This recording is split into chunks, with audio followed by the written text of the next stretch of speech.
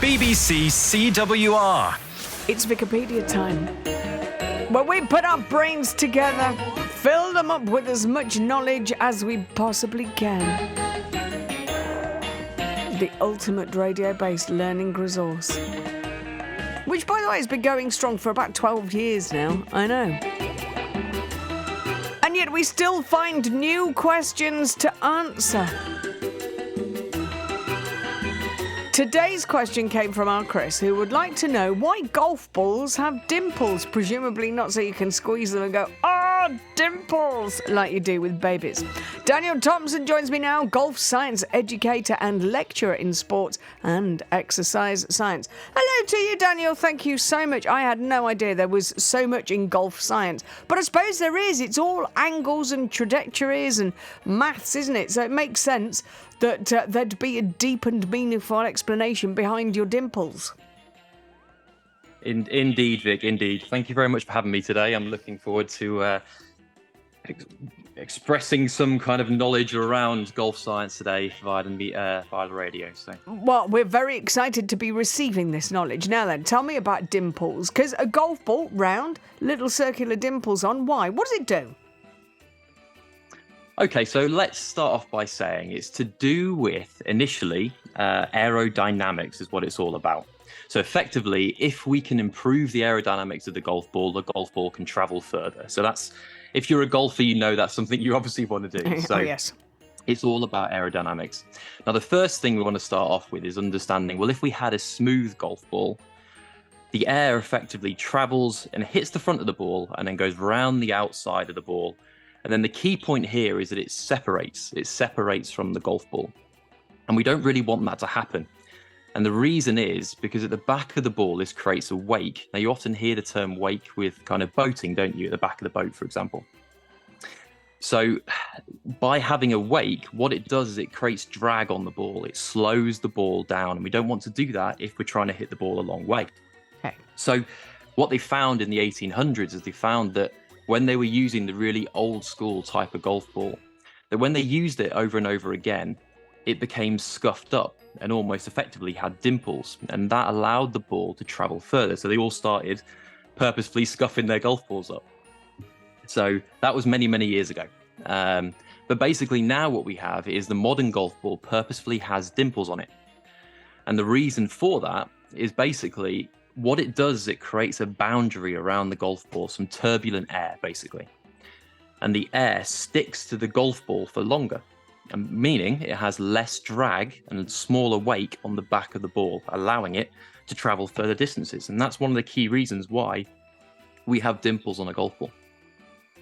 Now, if it's creating turbulence and to make it go a little bit of wobble to make it go further, is there not a risk that you lose accuracy? No, so the turbulent layer is very, very thin around the outside of the ball, and it's also all the way around the ball. So it's not just one side, for example. So effectively, by having this turbulent layer, it allows the air to travel more smooth, basically keeps it closer to the ball, which means that it will travel further. What you actually find is, let's say one half of the ball was smooth and one half of the ball was dimpled.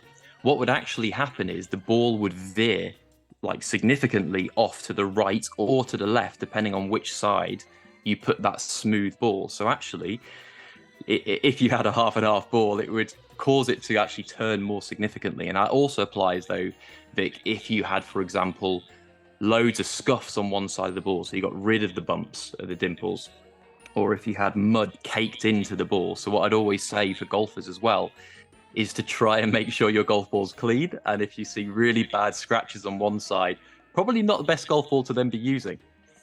No, well, I suppose this is what we see in cricket. When you're playing cricket, you want one side of the ball to be worn, don't you, to get swing, to make the ball sort of swing one way or t'other. And you see like the players, and there was the sandpaper gate, of course, but you see players working on one side of the ball while the other side stays all shiny and clean, because you want that to swing.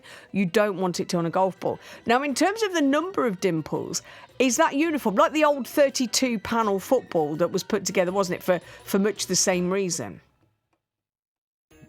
Yes, yeah. There is a typical number of dimples on a golf ball, usually between 300 to 500 dimples, and to get very sciencey, around about 0.01 inches is the depth of these dimples. But they are designed by these big golf ball manufacturers to, well, they'll have tried hundreds and hundreds of dimple formations, different sizes of dimples, different shapes of dimples, to try and get the best flight that they need for the type of golf ball that they have. But the second thing I do want to say, Vic, is that that's part one. So part one was about reducing that drag. But the other reason why the ball travels further is because by having dimples, you get more lift. And lift basically keeps the ball in the air for longer. So it's a double thing for the dimples. One, it reduces drag. But two, it helps increase the lift, which allows the ball to travel further. And by having dimples, it allows the ball to travel almost twice as far compared to if you didn't have, and if you had a smooth golf ball, for example. What about, does the shape of the dimple matter? Does it? I can't believe, by the way, how many times we've said the word dimple. I cannot believe anybody in the world is saying it as often as we are now. But are the dimple shapes uniform? Well, it depends on the manufacturer and the kind of research they've done. So there is one golf ball out there that has hexagonal dimples rather than kind of spherical. But most of the golf balls you'll see will be spherical, and they'll all be pretty uniform in size, but you will see some slightly smaller ones, which helps it fit in that ball-like shape, because you can't have exactly the same size, because I think you struggle to fit them all in. So typically they are spherical, but there are some that do have hexagonal. I don't know which one's better, but they do have pretty similarities in the number, relative size, but all for the purpose of improving aerodynamics, really. If it was me hitting it, it would make no difference whatsoever, I'm sure. But listen, thank you very much indeed for your brilliant explanation, Daniel Thompson, golf science educator and lecturer in sports and exercise science. BBC CWR.